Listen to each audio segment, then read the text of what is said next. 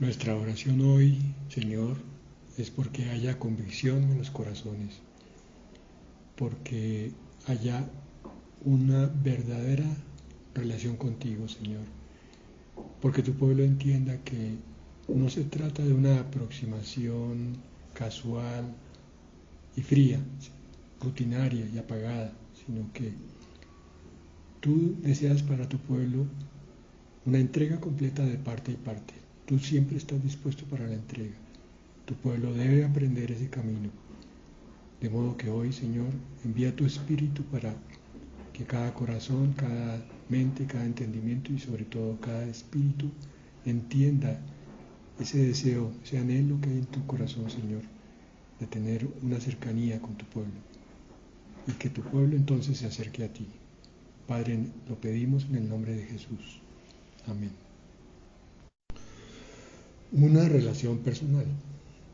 Esta es una frase que usamos continuamente en nuestra congregación cristiana, en nuestra vida cristiana. Ya se volvió un estereotipo, una frase a veces de cajón, donde cuando alguien nos pregunta cuál es nuestra religión, nosotros decimos no tenemos religión, tenemos una relación personal con Dios. Pero ¿será eso verdad? ¿Será que así es como está funcionando nuestra aproximación a Dios? ¿Será que sí es una relación en la cual dos personas se buscan mutuamente? Porque es muy claro que Dios nos busca, es muy claro que Él quiere estar cerca de nosotros, es muy claro que Él quiere ser nuestro amigo, nuestro Padre, nuestro guía, nuestro maestro. Pero la contrapregunta es, ¿nosotros estamos dispuestos a dejarnos guiar, a ser amigos de Dios, a tenderle la mano? Es lo que vamos a tratar de resolver hoy a través de 3 historias preciosas que hay en la Biblia, sobre 3 clases de relación que están claramente tipificadas aquí. De esas 3 historias va a salir una pregunta. ¿Cuál es la relación que Dios quiere con nosotros? Miremos primeramente Génesis 24, del 10 al 15. Este pasaje tiene que ver con una petición que le hizo Abraham a su siervo, a su mayordomo, para que fuera a conseguirle esposa para su hijo. Abraham era consciente de la promesa que Dios le había hecho de que él iba a ser padre de naciones, y él entendió la promesa como una bendición para él primeramente, y lo vio cumplido a través de su hijo Isaac, pero entendió también que su hijo iba a ser el continuador de esa bendición y que para eso entonces había que trabajar conforme a ello, consiguiendo la esposa adecuada, la que Dios quería. Nos dice Génesis 24, 10 al 15. Y el criado tomó 10 camellos de los camellos de su señor y se fue tomando toda clase de regalos escogidos de su señor, y puesto en camino llegó a Mesopotamia, a la ciudad de Nacor, e hizo arrodillar los camellos fuera de la ciudad, junto a un pozo de agua, a la hora de la tarde, la hora en que salen las doncellas por agua, y dijo: Oh Señor Dios de mi señor Abraham, dame, te ruego, el tener hoy buen encuentro, y haz misericordia con mi señor Abraham. He aquí yo estoy a la fuente de agua, y las hijas de los varones de esta ciudad salen por agua. Sea pues que la doncella a quien yo dijere, baja tu cántaro, te ruego, para que yo beba, y ella respondiere, bebe, y también daré de beber a tus camellos, que sea esta la que tú has destinado para tu siervo Isaac. Y en esto conoceré que habrás hecho misericordia con mi señor. Y aconteció que antes que él acabase de hablar, he aquí Rebeca, que había nacido a Betuel, hijo de Milca, mujer de Nacor, hermano de Abraham, la cual salía con su cántaro sobre su hombro. Bien meditado, este pasaje es hermoso. Nos revela el corazón, primeramente de Abraham, que confiaba plenamente en su Señor, su Dios. al confiar en él, sabía que su Señor, que había hecho la promesa, la iba a cumplir en forma perfecta y a su tiempo. Cuando llegó el tiempo, que fue la adultez de Isaac, Abraham entendió que llegaba el tiempo del cumplimiento en la segunda fase. Entonces toma a su criado, lo hace comprometerse con la visión de Dios para toda la humanidad, que no era solamente con Abraham, y el siervo, el mayordomo, se compromete con un juramento a ir a buscar a una mujer que fuera del mismo linaje de Abraham y de Isaac. Por eso se va para la ciudad de Nacor, pero no de cualquier manera.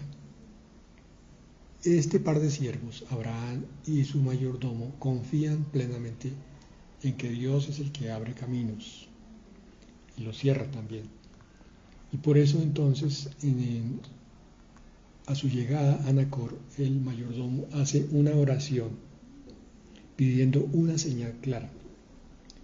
Miremos que aquí el mayordomo no estaba esperando una contestación verbal o presencial o siquiera estrepitosa, abundante en señales del Señor Dios. Él esperaba que lo guiara simplemente y que abriera la puerta. Su oración fue conforme a eso. En su oración le dice el Señor: te ruego, Señor, como siervo que soy, me inclino ante ti, humildemente, te pido, te ruego, te clamo. Es una oración del que se reconoce pequeño delante de un Dios grande. Así debiera empezar toda oración, con el reconocimiento de la pequeñez del que pide. Y le pide tener un buen encuentro. O sea, no se cuadraron hasta los últimos detalles delante de Dios. Simplemente el mayordomo emprende el viaje, pero la oración la deja para el momento en que ya está por cumplir el viaje. ¿Por qué es esto?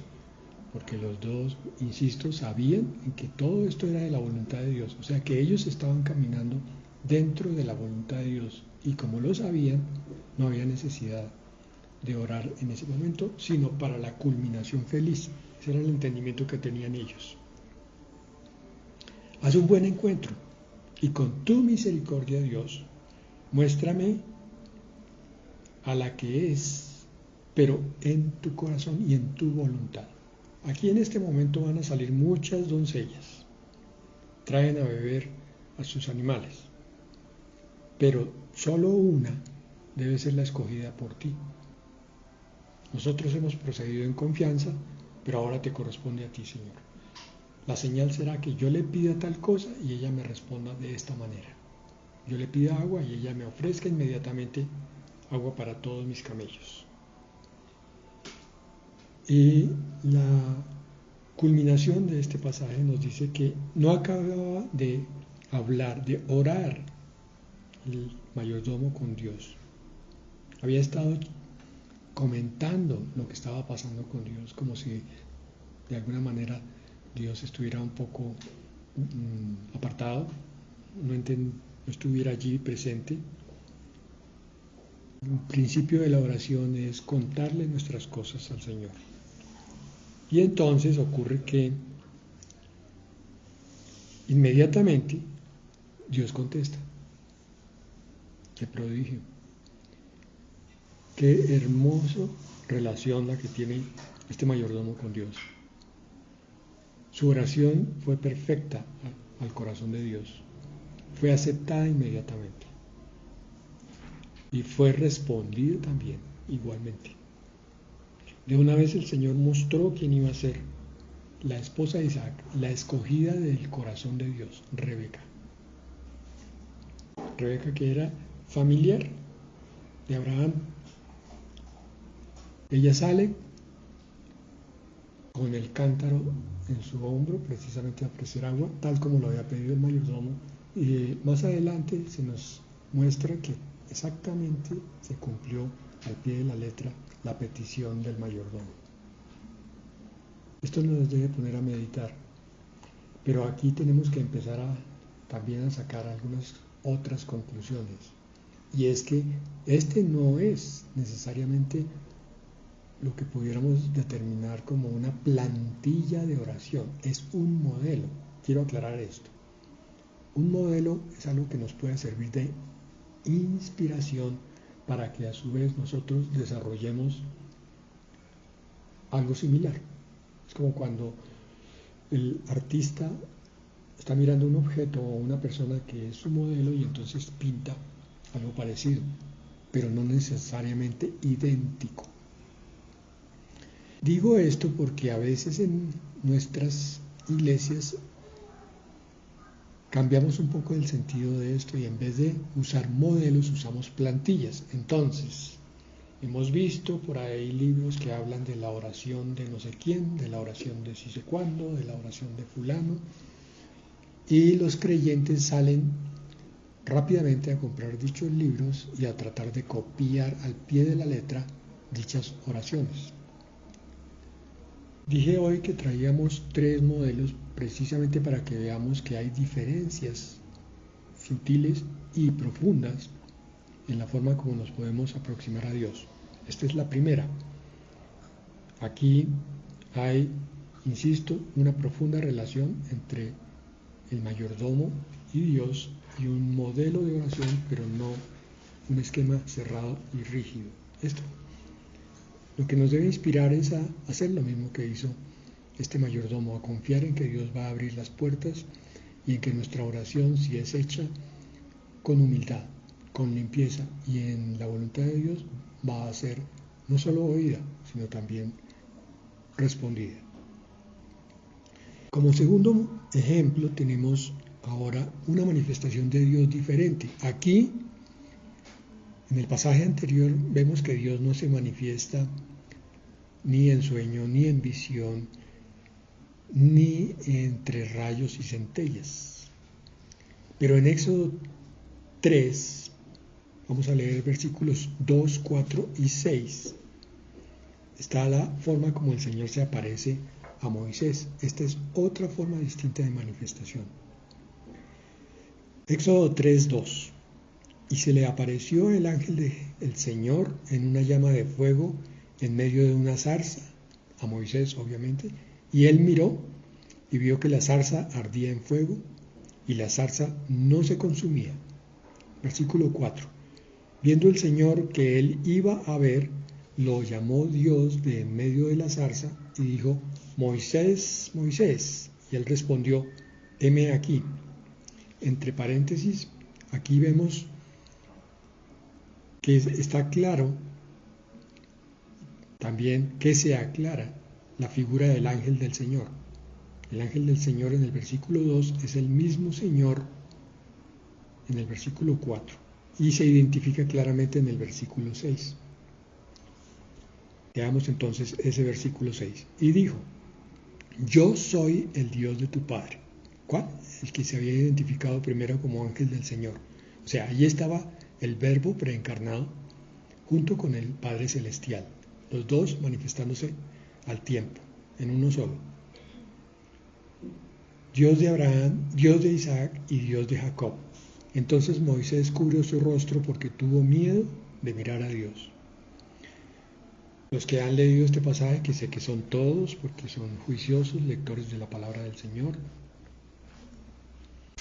recuerdan que aquí el Señor empieza a hablar con Moisés, le hace el llamamiento a su ministerio y le da explicaciones de cómo va a desarrollar ese ministerio y además de todo, incluso le rebate los argumentos a Moisés cuando él trata de disculparse en ciertas cosas. Esta es una forma de relación distinta.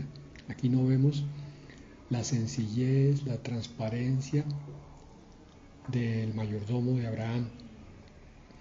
Vemos a un Moisés profundamente humano, asustado por el llamado, temeroso de las consecuencias y dispuesto a tratar de salirse por la tangente, a ver cómo podía disculparse. Pero entonces vemos a un Señor Dios Altísimo que le responde a cada inquietud, aclarándole que es Él el que lo está mandando, que no hay ninguna razón para la que Moisés pueda temer y que incluso sus limitaciones físicas para hablar no van a ser obstáculo para el cumplimiento de la misión. Entonces el Señor aquí se manifiesta, como varias veces lo hizo, a Moisés su siervo a través de una, eso se llama epifanía, una manifestación sensible, visible. Aquí fue una zarza ardiente, en otras veces ocurrió que era cuando Moisés entraba al tabernáculo y le mostraba su gloria, también afuera, o en el monte Sinaí. De hecho, Moisés es uno de los siervos que más manifestaciones visibles o epifánicas tiene de Dios. No ocurrió así con el mayordomo de Abraham. Entonces ya tenemos aquí dos relaciones muy diferentes en sus circunstancias, pero esencialmente lo mismo, es decir, el encuentro del siervo con su Dios. El uno ora, simplemente, no pasa nada sobrenatural aparentemente, pero se cumple la oración. El otro no estaba pidiendo nada, sino que es llamado, y Dios se manifiesta audible y sensiblemente a este siervo. Tampoco debemos hacer entonces de esto un modelo, una plantilla rígida, en el sentido de que entonces tenemos que esperar que Dios se nos manifieste como lo hizo con Moisés, porque eso está en la Biblia y porque eso es lo que debe ocurrir con un verdadero creyente. Vamos a ver la conclusión al final de cuál es la diferencia principal en todas estas formas de manifestación a través de una relación personal con Dios. El tercer caso que tenemos es el de un sueño a José, el padre putativo de Jesús. Mateo 1, del 19 al 21 y finalmente el versículo 24. Mateo 1, 19 dice: José, su marido, como era justo y no quería infamarla, quiso dejarla secretamente. Y pensando él en esto, he aquí un ángel del Señor le apareció en sueños y le dijo: José, hijo de David, no temas recibir a María tu mujer, porque lo que en ella es engendrado del Espíritu Santo es, y dará a luz un hijo, y llamarás su nombre Jesús, porque él salvará a su pueblo de sus pecados. Versículo 24. Y despertando José del sueño, hizo como el ángel del Señor le había mandado, y recibió a su mujer. Bueno, entonces, este tercer ejemplo, y hay muchísimos más, pero solamente traigo estos tres por hoy, para entender la enseñanza final. La diremos más adelante. Aquí hay una manifestación diferente a las otras dos de antes. Con esto recuerdo, por ejemplo, la manifestación del Señor a Adán, muy sensible, muy visible, muy cercana. La manifestación del Señor a Josué como ángel del Señor cuando va a iniciar la toma de Jericó y le explica claramente con instrucciones qué es lo que debe hacer y cómo debe santificar al pueblo.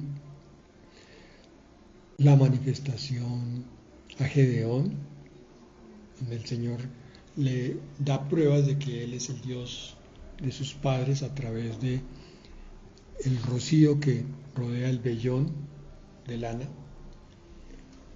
No leemos de muchas manifestaciones espectaculares a Daniel, salvo aquella que se cuenta en su libro con respecto a los tres amigos que estaban en el horno, y aparece entonces el ángel del Señor dentro del horno. Tenemos muchísimas formas diferentes como Dios se muestra a sus siervos. Esa es la conclusión que ya empezamos a sacar.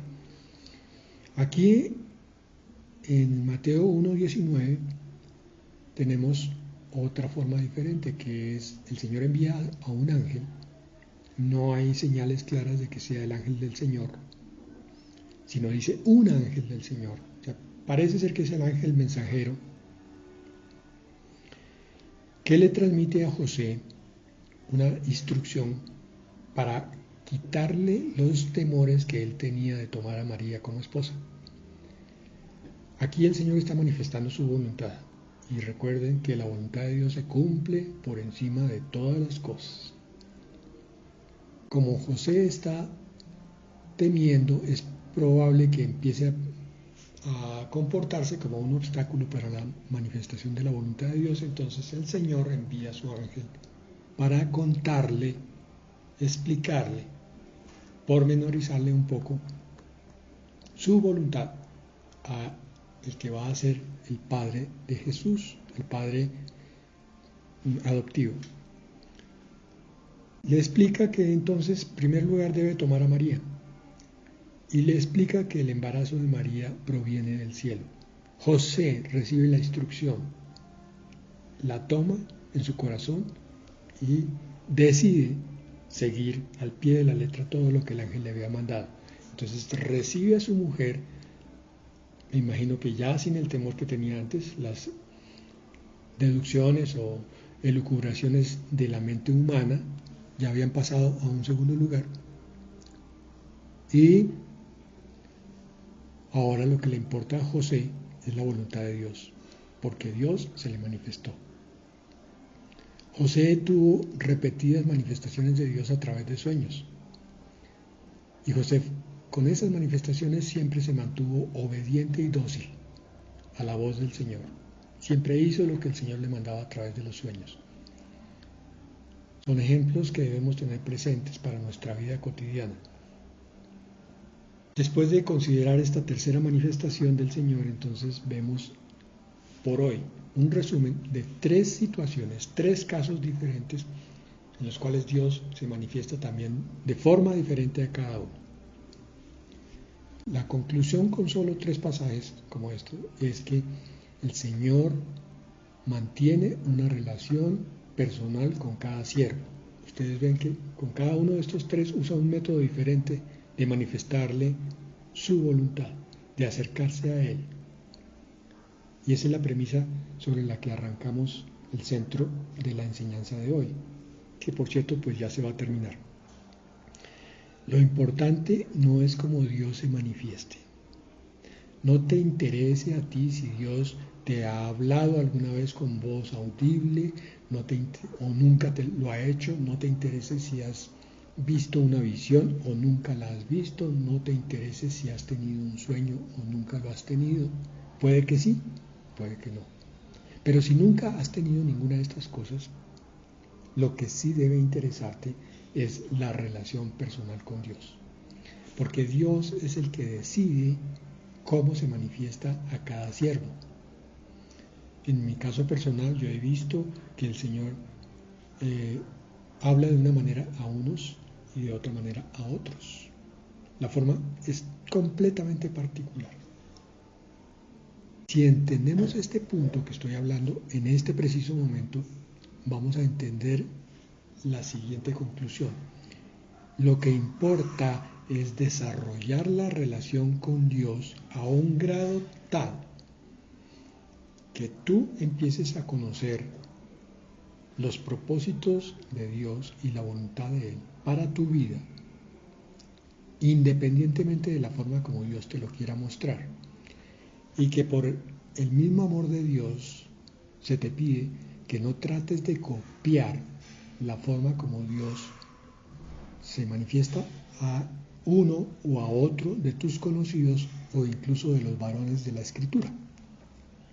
Porque si lo haces, si tratas de calcar métodos que Dios ha usado para otros, tú vas a andar frustrado y hasta resentido y no vas a lograr desarrollar esa relación personal. ¿Qué quiere decir? Única, entre Dios y tú. Ningún pastor te puede dar instrucciones pormenorizadas sobre cómo debes tener esa relación con Dios. Los pastores, como instrumentos de Dios, te van a mostrar en la palabra las cosas que Dios ha hecho con otros siervos, para que tú las explores, si es el caso, las quieras conocer y profundizar, pero para que tú termines desarrollando la forma única y universal. ¿Me explico? Perdón. La forma única y particular que Dios va a usar contigo. Hacer crecer la relación con Dios es conocer cómo Dios quiere hablar, quiere mostrarse, quiere comunicarse y expresar todo el plan que Él tiene para ti. Eso te corresponde a ti. Dios ya lo tiene claro en su eternidad, en su voluntad, desde antes de que te creara. El que no lo tiene claro eres tú. Tú eres el que tiene que explorar por un lado y por el otro. Señor, ¿me quieres hablar en sueños? Hazlo, Señor. Me siento honrado con que me hables así. Pero si no es así, Señor, entonces exprésamelo a través de una visión. Pero, Señor, si no es así, entonces muéstrame tu voluntad a través de un siervo tuyo, un profeta, un pastor o alguien de mi familia que esté muy vinculado contigo. Pero si no es así, entonces, Señor, ayúdame a encontrar la forma que tú quieres abrir hacia mí. Se trata de eso, hermanos. Ese es el sentido verdadero de la relación personal con Dios. Se trata de entender que hay un Dios vivo que se está moviendo alrededor tuyo y dentro de ti, y que ese Dios quiere manifestarse a tu vida, pero que también quiere que tú te manifiestes a Él. Moisés, el mayordomo, y José, los tres reaccionaron de una manera específica ante la forma como Dios los guió. Salmo 14:2 dice: el Señor miró desde los cielos sobre los hijos de los hombres, para ver si había algún entendido que buscara a Dios. Eso lo vemos precisamente con mayor claridad en el primero de los ejemplos que usamos. El mayordomo buscó a Dios. Cierto que se manifestó sin que Moisés en ese momento estuviera buscando a Dios, pero sabemos que Moisés era creyente en Dios y había incluso querido ser el libertador del pueblo de Dios. Tenía en su corazón eso, Dios se lo había puesto, él lo había entendido desde su juventud. Y José había sido judío dedicado al conocimiento de Dios, él conocía toda la escritura, él sabía del Dios personal. En su corazón siempre había buscado a Dios. Fueron tres siervos agradables al corazón de Dios porque lo buscaban. El Señor siempre está mirando sobre los hijos de los hombres, nos dice ese Salmo 14:2. Qué bueno tener claro en nuestro corazón esto, que Dios en este momento, desde los cielos, te está mirando. Mira a ver cuál es tu interés en Él. ¿Es un interés profundo? ¿Es un interés sincero? ¿Es un interés directo? ¿O es un interés pasajero, momentáneo, circunstancial? ¿Un interés que se distrae fácilmente con muchas cosas que llegan? ¿O un interés que solamente lo expresa en labios, pero no de corazón? Eso lo ve Dios, para ver si hay algún entendido. Qué tremenda palabra aquí, porque es que buscar a Dios no es cuestión de fanatismo, ni de simple necesidad solamente, ni de un capricho o una religiosidad, es de entendimiento. Quiere decir que este ser humano, esta persona que Dios llama aquí entendido, es alguien que tiene en su corazón claro esto: si yo busco a Dios, viviré. Buscadme y viviréis, dice la palabra. Buscar a Dios es cuestión de tener vida interior, llenura interior, plenitud interior, tener clara la vida hacia dónde va, tener claridad completa de quién se es en esta creación, entender el propósito de los momentos, tanto los difíciles, que son parte de la voluntad de Dios, como los agradables, los buenos, los plenos. El entendido comprende que no puede andar como una isla solitaria en este mundo, caminando a derecha y a izquierda como mejor le place.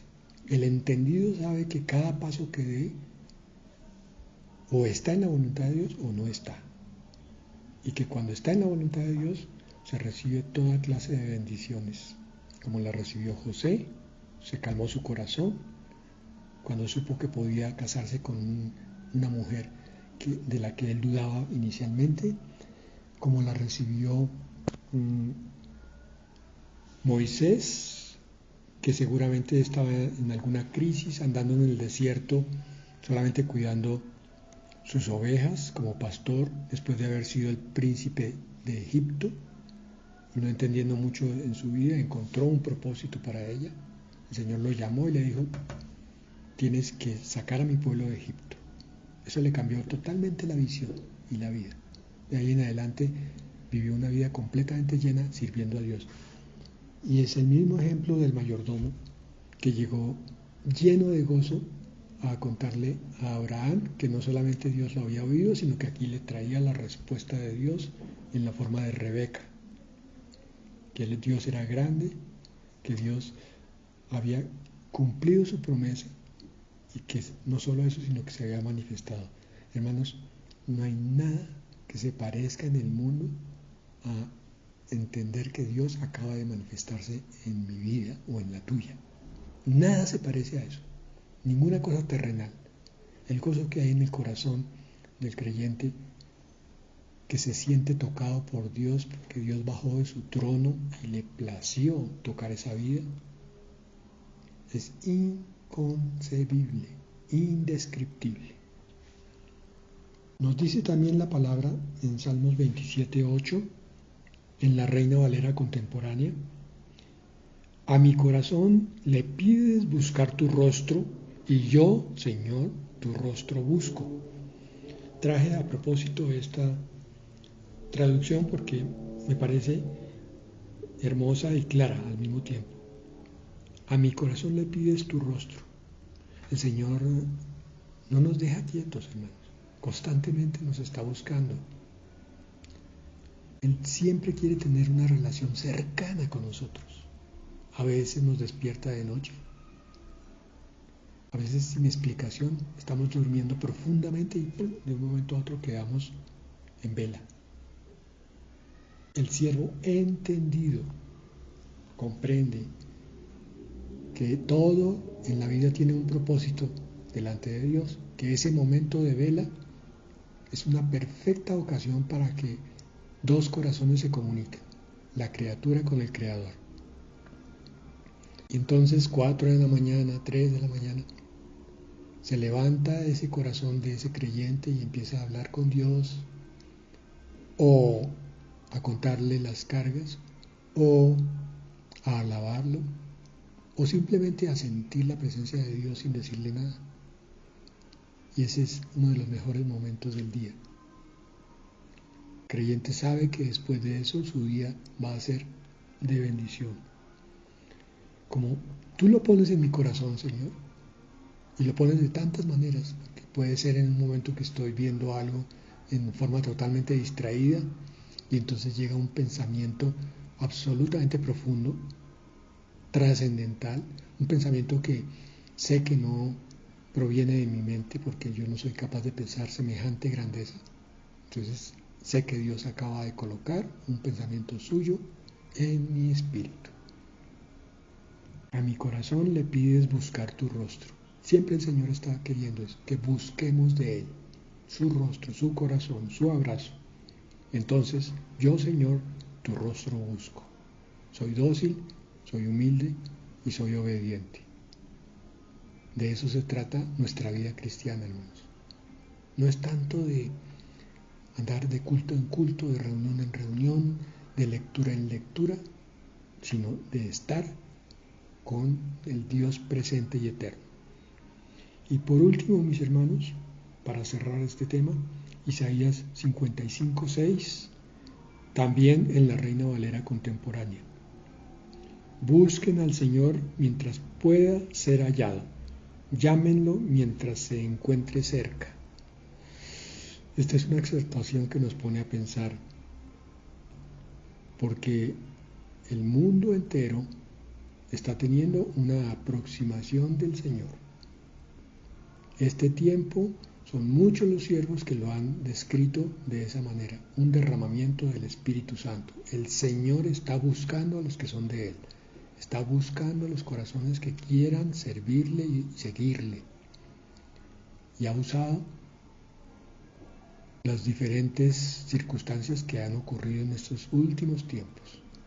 Y va a usar todavía más cosas que sacudan la vida rutinaria, fría y materialista de tanta gente. Estamos viendo por consiguiente que hay muchos creyentes del pueblo de Dios que han sido avivados y llevados a mayor cercanía con Dios. Pero también estamos viendo tristemente que otros que decían buscar de Dios, como que se han aburrido, se han llenado de pereza y se han dormido, se han apartado. También de entre los incrédulos el Señor está llamando a muchos. Le está diciendo, busquen al Señor mientras puedan hallarlo, porque va a venir un tiempo en el cual ya el Señor no va a estar tan cercano, no va a estar tan derramado como lo está ahora en este tiempo. Aún para el pueblo de Dios es necesario apartarnos de tantos distractores para buscar más y más de la presencia de Dios. Llámenlo mientras se encuentra cerca. El Señor te lo dice con todo su amor. Estoy cerca de ti, te estoy llamando, te anhelo, te celo. Tú eres mío y quiero que me tengas contigo en plenitud para que descubras todos los regalos que yo tengo para ti, toda la riqueza y todas las bendiciones. Padre Santo, te damos gracias, bendecimos tu presencia en nosotros.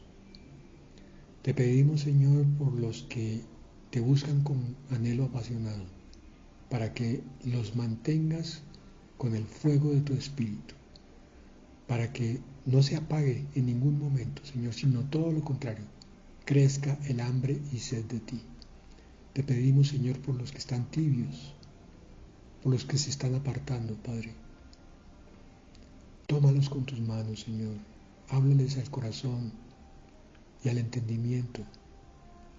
Muéstrales cuánto los anhelas, Señor. Glorifícate en ellos y tráelos de nuevo a tu redil. Y te pedimos, Señor, por los que nunca te han conocido, pero que sienten inquietud en su corazón, Señor. Los que son de ti, los últimos, el remanente de la última cosecha, Señor. Sacude los árboles para que caigan los frutos maduros. Acércales a tus siervos, Señor, a estos incrédulos, para que se hable tu palabra a su corazón y para que la venda caiga de sus ojos y se entreguen entonces a ti. Padre, gracias, Señor, por tu gran obra de estos últimos tiempos, por tu gran manifestación, Señor. En el nombre de Jesús. Amén.